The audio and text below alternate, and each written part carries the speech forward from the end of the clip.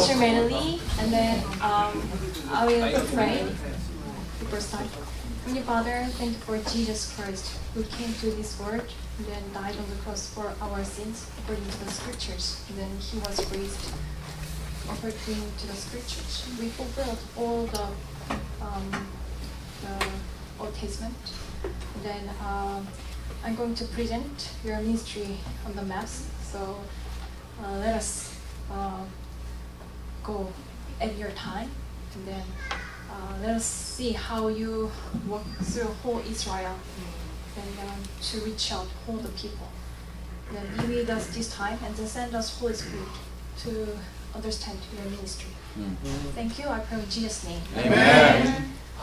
Hello. So my title was Matthew on Maps, but I changed Jesus' ministry on the maps. Because to see Jesus' ministry chronologically, all four Gospels are different. When you see the old Gospels, the orders and how they describe the same events are different.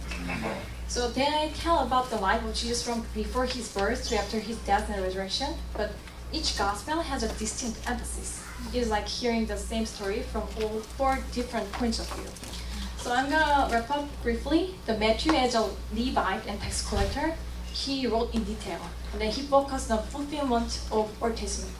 And then he wrote for Jewish Christians. So when you see Matthew chapter 1, only Jewish people can understand the genealogy. And then Mark came from the Jerusalem and educated, so he was a storyteller and easy to read. And then he made the notes very kindly. And then he had a geographical sense because he knew about the Jerusalem. And then Luke, as a Gentile and doctor, he's like a historian style, and then he used only lake instead of Sea of Galilee. Then Luke only has an orderly account. And John, he wrote at the end. So he wrote Synoptic Gospel, and then he added the missing part. So Synoptic Gospel, usually in first part they dealt with Galilee ministry, and the latter part they dealt with Jerusalem ministry. For John's Gospel, he usually dealt with the Jerusalem ministry. So to organize based on the Luke's Gospel and referring Matthew and Mark and plus John's Gospel. So and I divided it into each Passovers. So let's see Jesus' ministry before his birth and childhood, and then the beginning of his ministry, first Passover, second Passover, and third Passover, and then Jesus' last week. So during his ministry, he spent fourth Passover. So before Jesus' birth and his childhood, I only focused on Jesus, so I did not talk about the Zechariah and Elizabeth. So an angel appeared to Mary in Nazareth, and then Mary visited Elizabeth in Encaram in Judea, then Nazareth, Bethlehem, Jerusalem, Egypt, Nazareth, Jerusalem. So how many hours or days did she take from Nazareth to Encaram in Judea? Do you have any ideas? How many hours and days from Nazareth to Encaram? No idea. So I thought only a few hours because the Bible said at that time Mary got ready and hurried to a town in the hill country of Judea. Right? So I thought only a few hours took to visit the neighborhood, but actually it is not. It's a 1 week journey. So when you see the Nazareth to the Encaram in Judea is here. The top. Yes. So the Bible describes it simple, but she came from Nazareth, past Jezreel Valley, and crossed Jordan River, and Jericho, and here. So it's over 165 kilometers. So 1 week journey, and then she stayed with Elizabeth for 3 months and came back. And then Joseph and Mary had to go to Bethlehem to take a census. So they went to Synoptic here, and then Jericho, and the Bethlehem. But the problem is from the Jericho to Bethlehem. It is not easy way. Rough terrain, and it takes 10 hours to a healthy man. So we can imagine how Mary and Joseph hard. And then at the midnight they were in Bethlehem, and Jesus was born. So this is Jesus' birthplace here in Jerusalem. That they decorated Jesus' birthplace with 14 horns. David means in Hebrew is 14. So for example, in Korean, hana means one, like that way. But in Hebrew, David means 14. So 14 horns means that David. So it means that Jesus is the descendant of David. So Matthew chapter 1 emphasized 14 generations. So it means that Jesus is the descendant of David. 14 generations. 14. And then Jesus, on the 8th day, Jesus circumcised on 8th day. And then he visited Jerusalem after 40 days for cleansing ceremony. And then Simeon and Anna welcomed Jesus. This the time of Jesus' birth, kingdom of Herod the Great ruled over all Israel. So Jesus left to Egypt from Bethlehem. They stayed there less than 2 years to escape from Herod Great. He was trying to kill Jesus. And then after Herod Great died, they came back to Nazareth. And Jesus spent his childhood in Nazareth. Then when he was 12 years old, he visited Jerusalem. So after Herod Great died, the whole country was divided. Roman rules over Samaria and Judea here. And then Herod Antipas governed Nazareth, belonged to Galilee. Herod Antipas governed here. And then Herod Philip ruled over here. The Capernaum and then Caesarea Philippi belonged to here. I'm gonna tell. So the beginning of his ministry.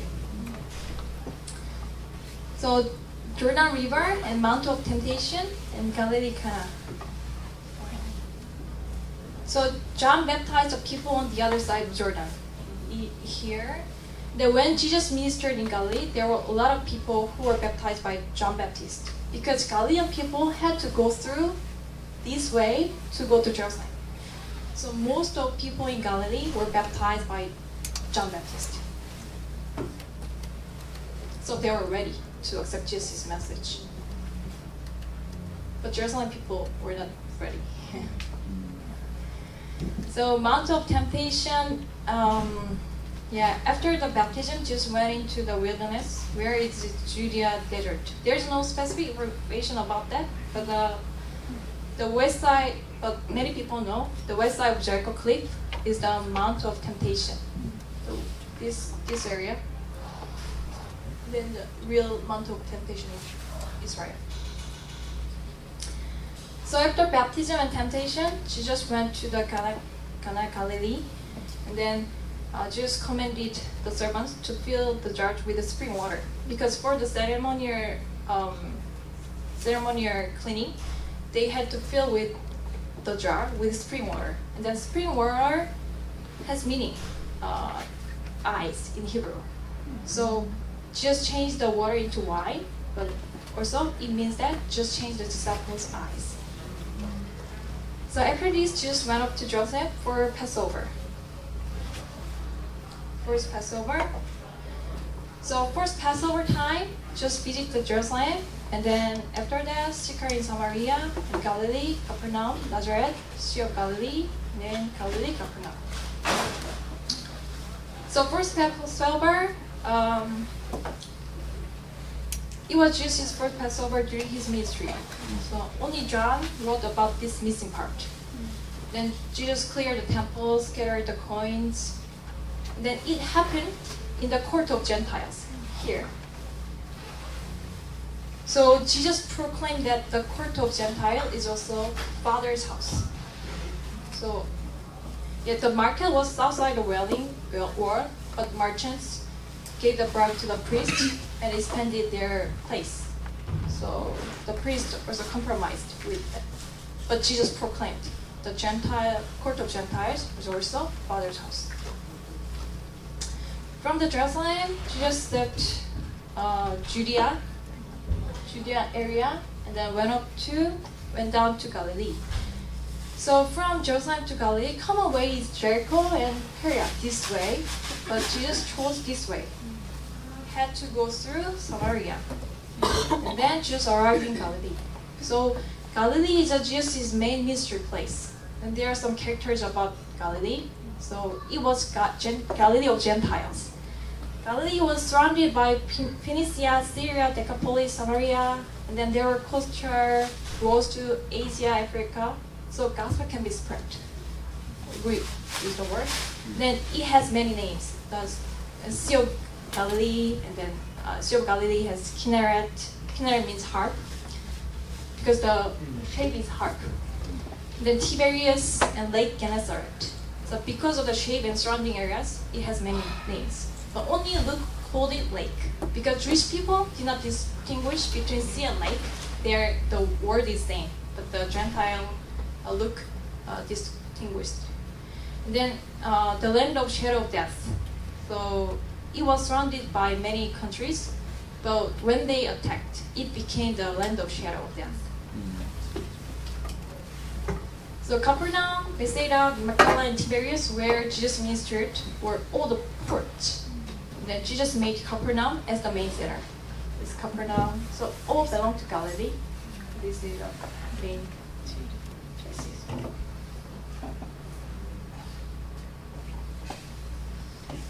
So Capernaum, Jesus settled in Capernaum. Jesus grew up in Nazareth, but he stayed in Capernaum after growing up. Matthew called it was his own town and his main center. So Jesus began preaching the kingdom of God. And Capernaum, and Jesus went to Nazareth. He was rejected.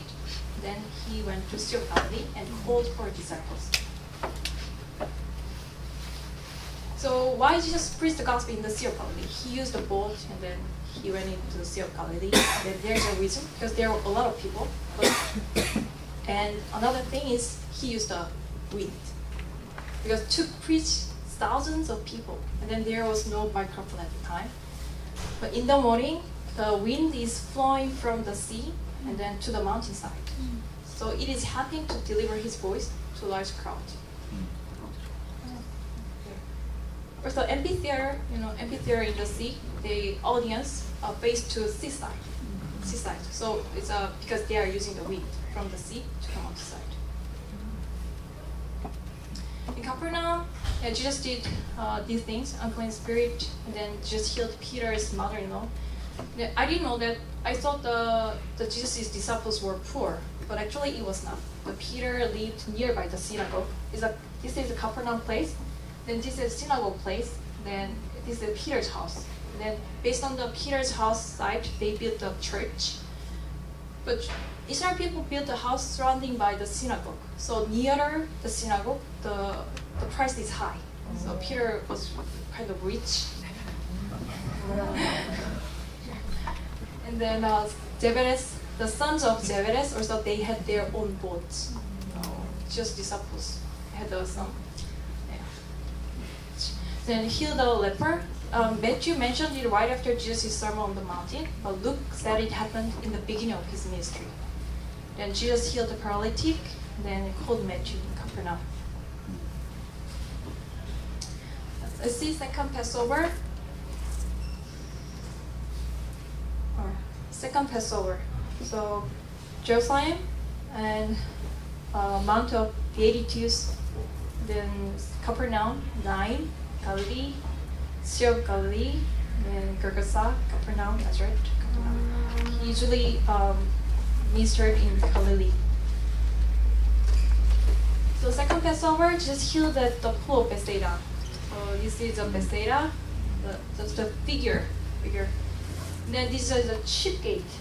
The sheep gate was built by Eliasib, the high priest, and his fellow priests during the time of Nehemiah.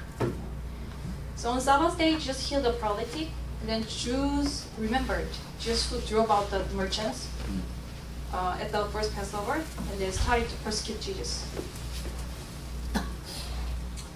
So after that, Jesus went to Galilee, and then Jesus prayed all night, and then he chose 12 disciples. And then most of his disciples came from Galilee, except Judas Iscariot. Then the Beatitudes, So around the 5 p.m. in the evening, the wind came from the northwest. So Jesus went up to the mountainside, and then so many people sit down under the mountain and they heard the sermons. Then after that, he went to Capernaum, and then Jesus was moved by the centurion's faith.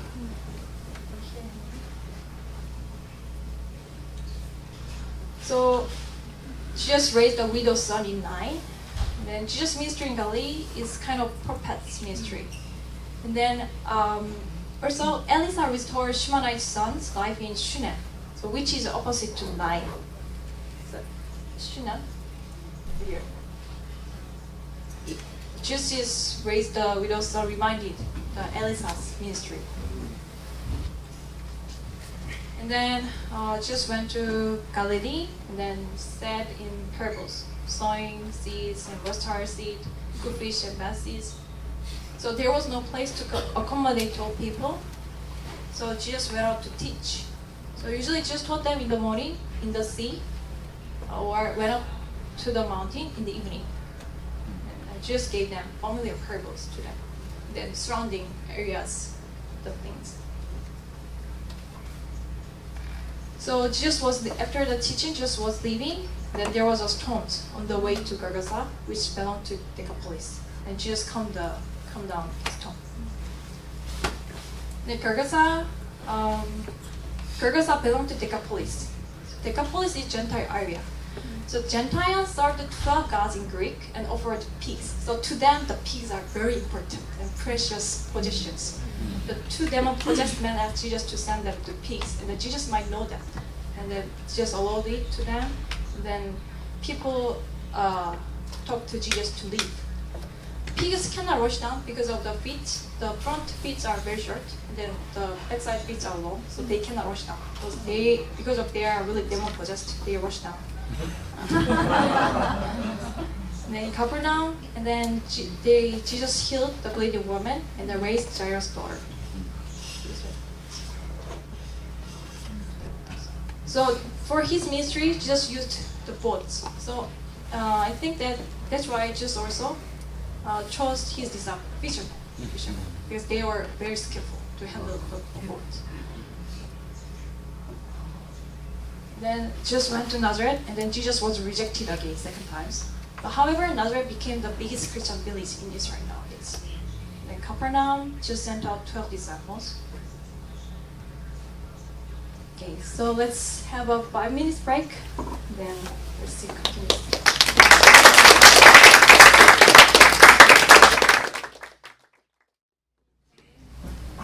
Okay, let's see from the 3rd Passover. So I mean so it's for during 3rd Passovers, his ministry. So for 1 year. So during the 1st Passovers, just his ministry. During 2nd Passovers, his ministry. So 3rd Passover just did a lot. So I divided for first half year and 2nd half year. So 3rd Passover, Jesus' ministry, Bethsaida nearby Capernaum, Gennesaret, Tyre and Sidon, Decapolis, Magdala, Bethsaida, Caesarea Philippi, Confession of Peter, the Mount Hermon, then Capernaum. So Bethsaida. So it was a 3rd Passover's time. John wrote that it happened during the Passover. So around the Passover, all Israel people become busy to go to Jerusalem. So that's why a lot of people gathered when Jesus was in Bethsaida. And then Jesus asked Philip, where shall we buy bread for these people? Then Philip's hometown is Bethsaida. And then his hometown friend, Andrew, brought Bible to fish. So nearby Capernaum, just walked on the water. And then after Bible to fish, just went up to mountainside, then sent the disciples away by boat. Just walked on the water. And then Jesus went to Gennesaret after proclaiming he's the bread of life in Capernaum. So after Bible to fish, just proclaimed he's the bread in Capernaum, and then went to Gennesaret. So Gennesaret is Kinneret in Hebrew. Then the Sea of Galilee is called Lake of Gennesaret. So it named after this region. The Genesari is the most fertile land, and then the land is composed of deposit soil. So very prosperous the village. Then Pharisees, teachers of law, criticized Jesus for disciples not washing their hands. Then just explained the true uncleanness to them. Then Jesus went to Tyre region. From the Gennesaret, Jesus went up to Tyre and Sidon. Here, Tyre and Sidon, Gentile area.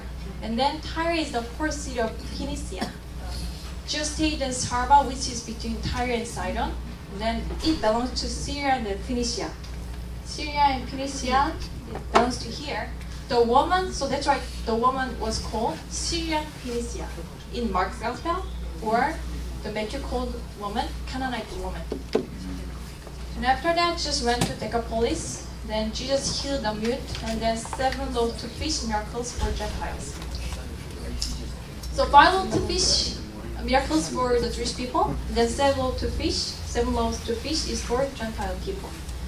So Bible said simple, but Jesus took long trip. The north side of Galilee, and when passing Syria, the south side of Galilee. Then here in Decapolis. And after that, Jesus went to Magdala. Then they confronted to Jesus Christ, and then Jesus talked about Jonah, the sign of prophet Jonah. Then Jonah was only one prophet who came from Galilee. So there were many, they knew that Jonah, and then they was proud of him. So, and then Nineveh was familiar to Galilee people, just talked about this to them.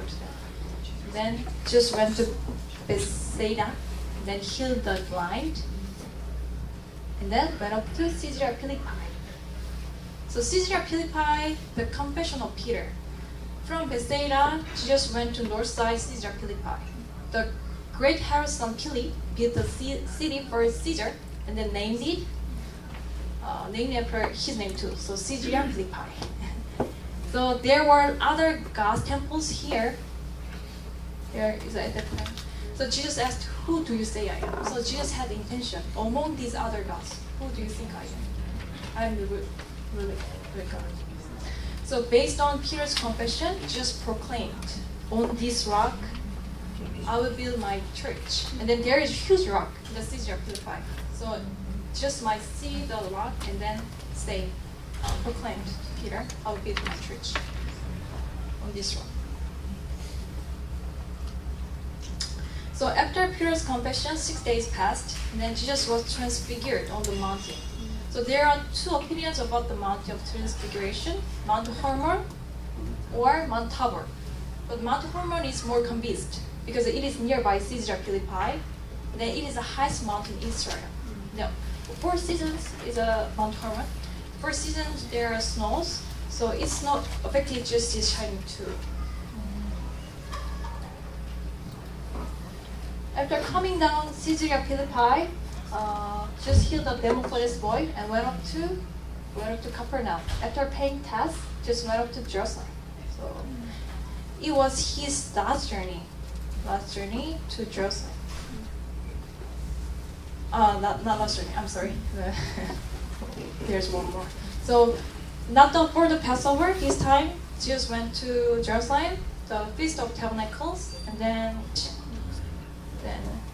Jesus stayed in Jerusalem for 2 months.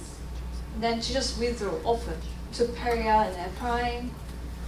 Then it was just his last journey to Jerusalem. The Feast of Tabernacles, it's remembering God's deliverance, how God delivered them in the desert. So it lasted for 8 days. But after this, rainy season started in Israel. And then after the feast, Jewish people brought the water from Shiloh and then poured it burnt offering in the temple gate, like this way.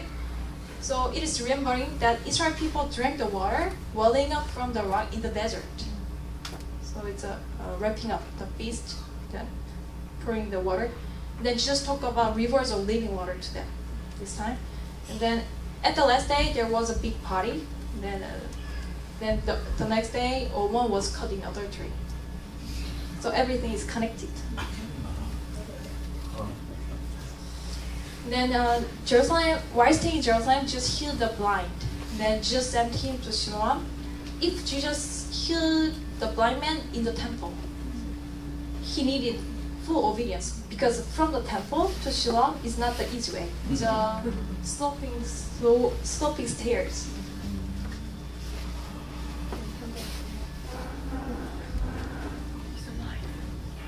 And this time just sending the 72. And then this training happened nearby Sodom, Chorazin, Bethsaida, Capernaum, the north side of Jerusalem. So when the time is coming, we can see Jesus often train them with practical practice. And then while just stayed in Jerusalem from the Feast of Tabernacle for 2 months, and then the Feast of Dedication came. That is called Hanukkah. So John chapter 10 is talking about the Feast of Dedication.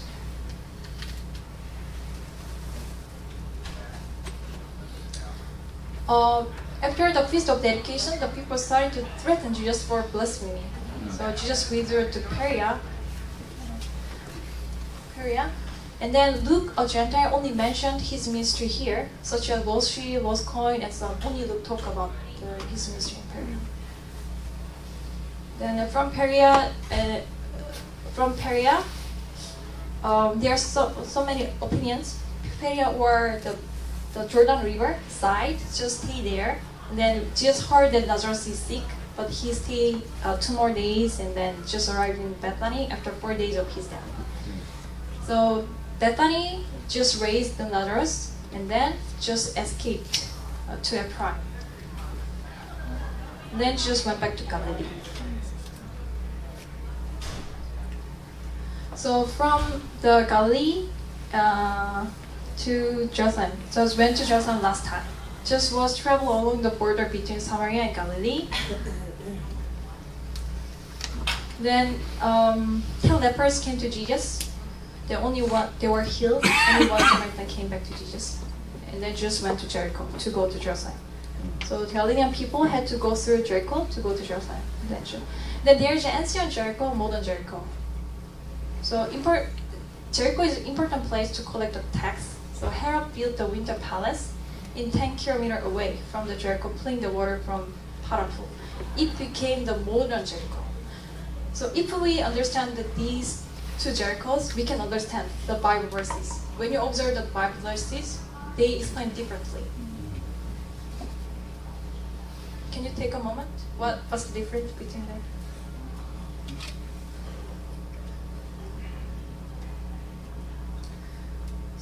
So nearby modern Jericho, one blind man shouted to Jesus, and then Jesus opened his eyes. So Mark said he was Bartimaeus. But Mark and Matthew taught that they were leaving Jericho, right? They were leaving Jericho, Bartimaeus. But Luke's Gospel, as Jesus approached Jericho. So Mark and Matthew emphasize the ancient Jericho. Ancient Jericho is here. So many Jewish people live, and then Mark and Matthew were Jews. So they emphasized ancient Jericho. But Luke, he was a Gentile, so wrote in the perspective of modern Jericho. So more Gentiles live there. So that's why Luke explained differently as Jesus approached Jericho. So like here, just opened Bartimaeus' eyes. So Jesus last week for Passover time, Bethany, Bethage, Jerusalem, Bethany, upper room, crucifixion, tomb, resurrection. Oh, missing. Sorry.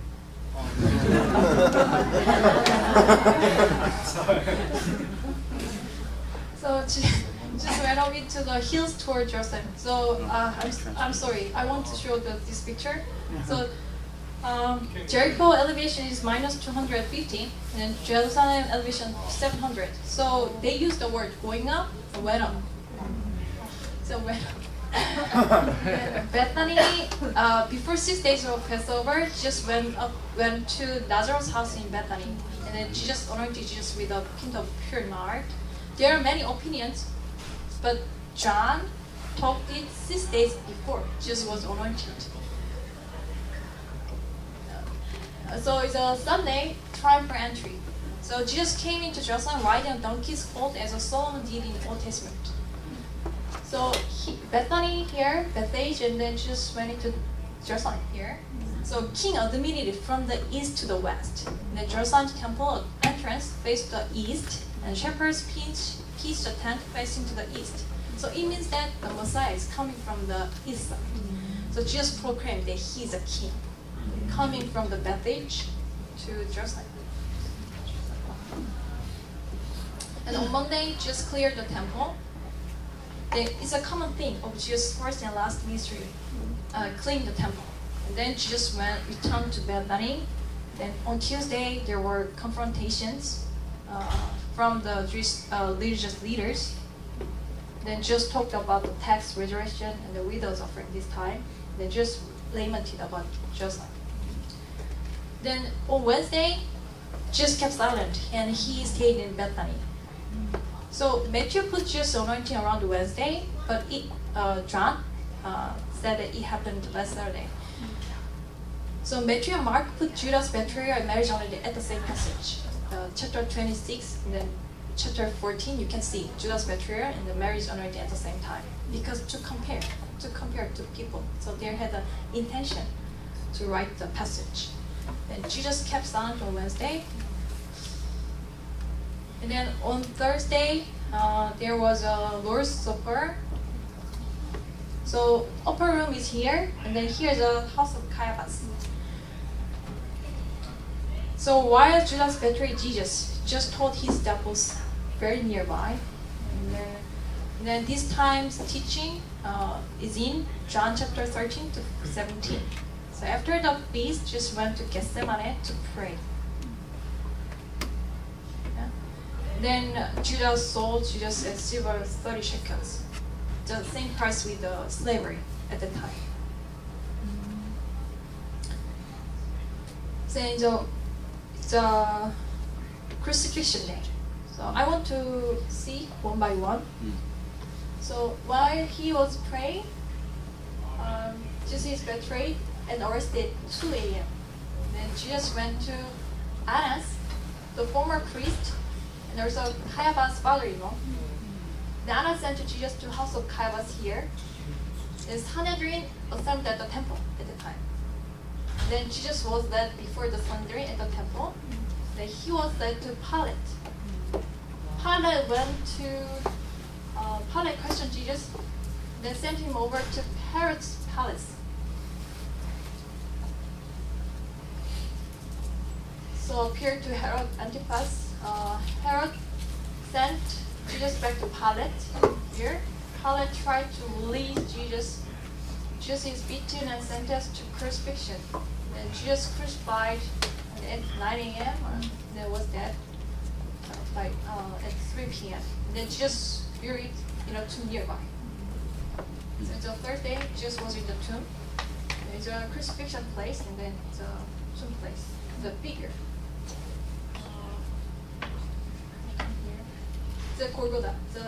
The face is like a scar. It's like a scar. So to build a temple, they yes, they used the rock in this place. Yes, so it became like a scar.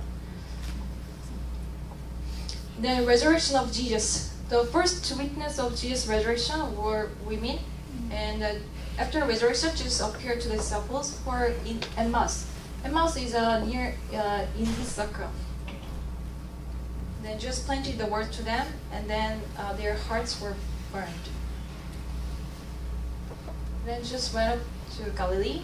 And then here, Jesus asked Peter to truly love me more than these. And then Jesus gave the Great Commission, the mountain in Galilee. So in my conclusion, I can see Jesus' heart for Jews in Jerusalem and for Gentiles in Galilee. And mainly he ministered in Galilee, but his heart for the old people, and then he chose Galilee as a main place. And then I can see how Jesus worked according to God's time schedule. Then from the beginning, he called the disciples, but at the end, he showed great miracles to them and then trained his disciples. So And then I can see just 12 disciples, and they use their backgrounds too. There were some of them fishermen that they were very useful for Jesus' ministry. Then some of them wrote the Gospels and then revealed their perspective and helped spread the gospel to all nations. Then Jesus' geographical sense, and then I can see how Jesus used the nature, environment, and the familiar parables to make them understand. Then Jesus talked to the people who lived at the time, then more understanding their culture and their backgrounds. It would help us to understand His words fully. So there was a reason why Jesus used those kind of parables, and then there's a meaning of His miracles too. So more understanding, we can draw right picture. So you might know this is a Lord's Supper, right? But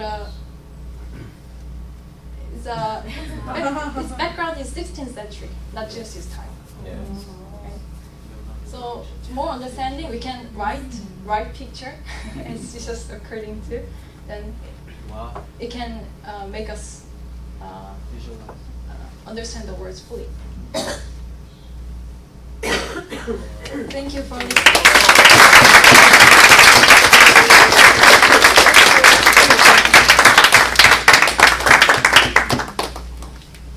Do you have any question?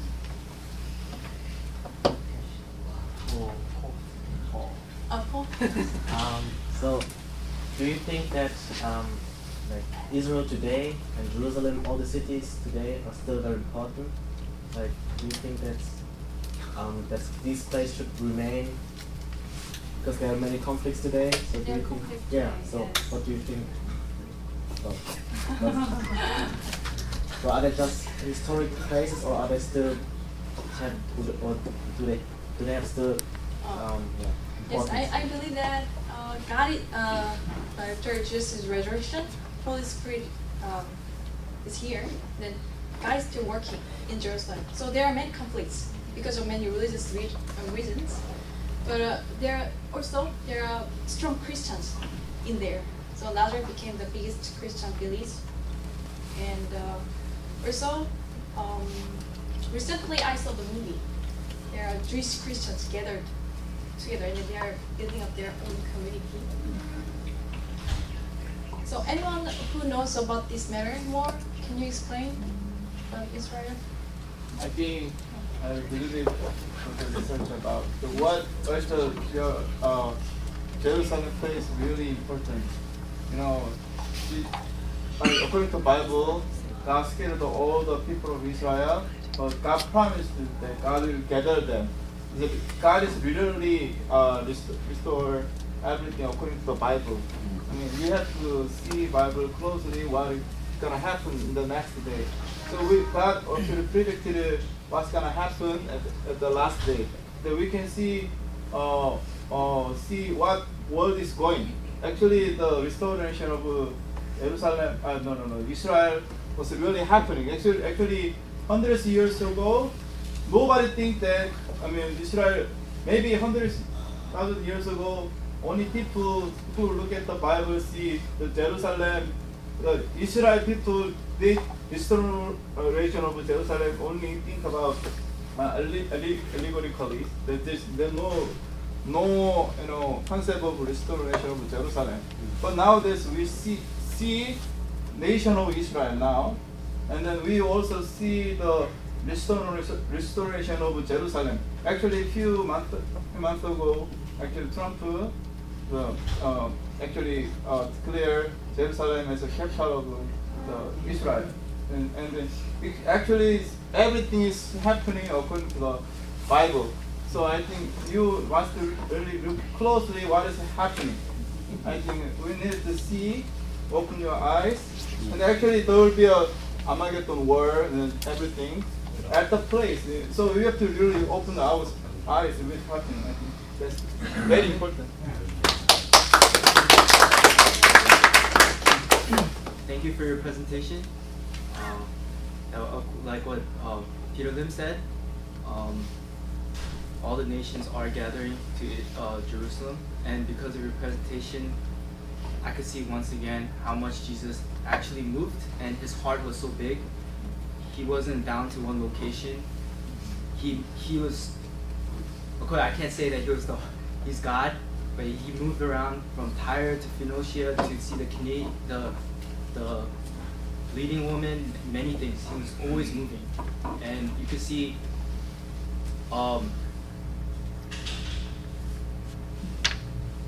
Right now in Jerusalem, like what Paul asked, many religions are fighting for, like Muslims have built. I only heard this recently from one person studying theology. They built a whole, on the Dome of the Rock, they built a mosque there in the promised, in the Jerusalem, the capital city. The Muslims want to kind of say that this is my territory. So they built a mosque right in Jerusalem. And so you can already see that the whole world, all the religions, and all the nations are going to be gathering towards this area. So it's really a current event. So you should keep your eyes open. Thank you. Thank you for sharing.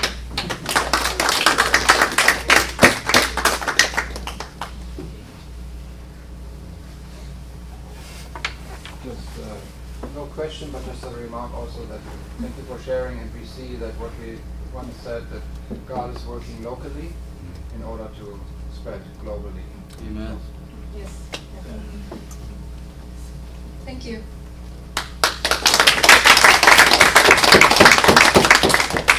I pray shortly. Heavenly Father, thank you for Jesus Christ. He, as a Son of God, He came to this world and then ministered 3 years. And then we could see your heart for Jewish people and then for the whole world. Then thank you for your calling upon us. You called us disciples of Jesus Christ. That we heard the gospel, and then our mission is spread the gospel. Please burn our heart, then use us to go out all the world to preach the gospel. Then it is your will and heart. Thank you for your precious people here. Then thank you for blessing the 2018 GLE, and then pray for empowering this generation to be spiritual leaders in this generation. Amen. Then so your gospel work must be continued, and then it is our privilege, and then to be used by you. Thank you all this. I pray in Jesus' name. Amen.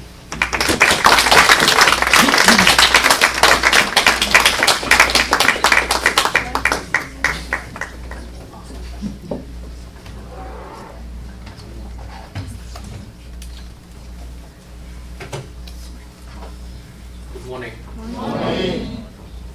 I'll just take a 15 seconds break.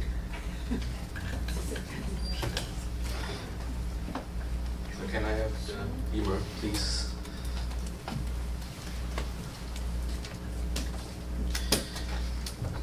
Yeah, thank you so much for this excellent presentation about Jesus' ministry on maps.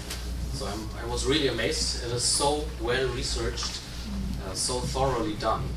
So from place 1 to 56, and so well illustrated. So thank you so much, and let's give one more round of applause.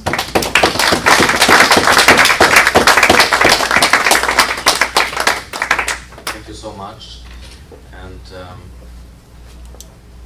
okay, I have it. Yeah. So yeah, when I hear this this presentation, what I realized is Jesus really worked hard. So within 3 years, he visited how many places? At least 56. 50. So did you try to visit 56 places within 3 years?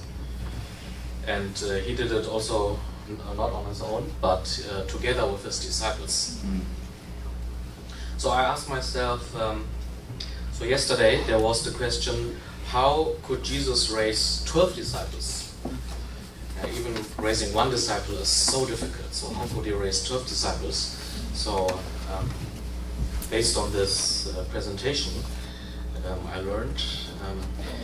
So Jesus didn't stay in one place. He didn't tell them, okay, let's meet once a week for Bible study, for example, every Friday. But actually, he worked really hard. He took his disciples to 56 places within 3 years, and after that they became Jesus' disciples. So we have to do 56 more GLEs, and then we will be global spiritual leaders, probably. Yeah, so it's very good to see. So when we study the Gospels, we depend on what is written in the Gospels, but it's very good to see the ministry of Jesus on the maps as well. So I have a very important announcement. I just want to bring it up. So, as you know, we are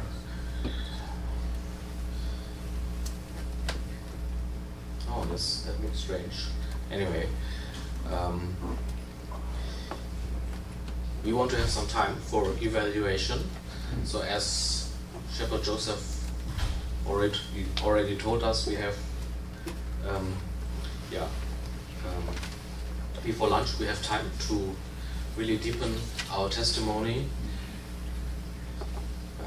So as it is important to have a personal confession. So Jesus asked us, who do you say I am? So it is not important what my father says Jesus is, not important what other people say. I mean, this is also important.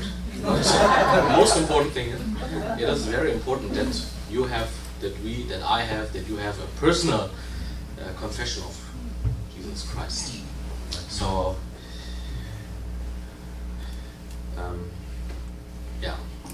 let's really try to find a personal confession of Christ. And also, second issue, the GLEF report and testimony, which should be about 2 pages. So I thought about it, and why is this important? So do you know that you are receiving scholarship? How much it is? Yeah, they say it is about $3,000 US. That's really huge money. So when you, in Germany or in the United States, when you receive scholarship, $3,000 US, you at the end of the semester, you have to write a report. So in this kind of report, you need to say, at least you need to say thank you for giving me the scholarship, and then also you have to say how the scholarship helped you. For example, through your scholarship, I was able to see a completely new world, and it really opened my eyes, and now I'm going to do, so reason number 1 is you have to thank the donor, and second, you need to motivate the donor. You need to give him vision to continually invest in you. Okay? So that's why it's very important to write this report. So I thought about it. So how can you write this report? So I want to give you some ideas. It's just some ideas. So it is only 2 pages. Yeah. So you really have to condense to make it really concise. But you could include. So what did I learn through GLEF? Through factual studies, Bible studies, special lectures about house church history, discipleship, the gospel, and maybe you can think about how did this GLEF help me to grow as an SEBT, as a self-executable, motivated Bible teacher. So in order to make it more systematic, you could think about what was my state as an SEBT before, and now how I am empowered. So who is empowered? Oh, come on. Yeah. You can think about how you become empowered and how is this GLEF going to change my life. So, So in Germany there's a saying, if the end is strong, everything is good. So let's have a strong finish by really preparing these 2 reports before lunch and after lunch, and also tomorrow before going to Philadelphia, we have a chance to really give our hearts, thank God, and produce a result. Okay, are there any questions? Any announcements? So let me pray. Dear gracious Heavenly Father, thank you that we could see through Jesus' ministry on maps how Jesus worked so hard to reach the whole country and to teach his disciples how to serve God's ministry. Help us also to be such diligent and hardworking spiritual leaders and Bible teachers, and so you can use us to raise many disciples of Jesus in the whole world. Thank you also for giving us this great opportunity through GLEF. Thank you for empowering us as self-motivated, executable Bible teachers. I pray that you may give us a heart and quiet time to really make a result out of GLEF and confess, personally confess that you are the Christ, and also confess how you empowered us to become global spiritual leaders and SCBTs. I pray in Jesus' name. Amen.